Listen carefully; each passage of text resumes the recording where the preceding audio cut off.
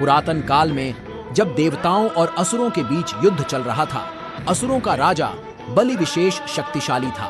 उन्होंने स्वर्ग को भी अपने वश में किया था। इसे देखकर भगवान विष्णु ने एक नया रूप धारण किया। भगवान विष्णु के अवतार में एक छोटे बच्चे के रूप में उन्होंने पृथ्वी पर अवतरण किया। उनका नाम था वामन। वामन एक गरीब ब्राह्मण के घर में जन्म ले चुके थे। एक दिन वामन बड़े भाई के साथ गुरुकुल में शिक्षा प्राप्त कर रहे थे।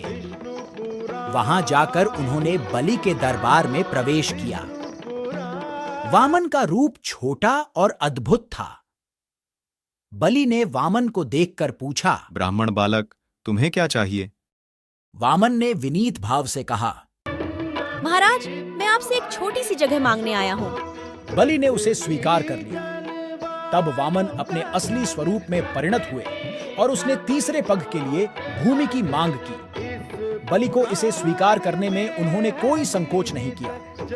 वामन का रूप अब विशाल था और उन्होंने एक ही कदम में स्वर्ग को और एक ही कदम में पृथ्वी को छू लिया। भगवान विष्णु ने अपने विशेष वामन रूप में आकर असुरों के अहंकार को तोड़ा और धर्म की रक्षा की। उन्होंने बलि को पराजित करके उसकी भूमि को वापस ले लिया।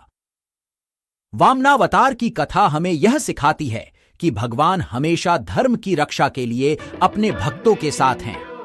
वे किसी भी रूप में प्रकट हो सकते हैं और असुरों को पराजित कर सकते हैं। यह भगवान की अद्वितीय शक्तियों का प्रतिबिंब है।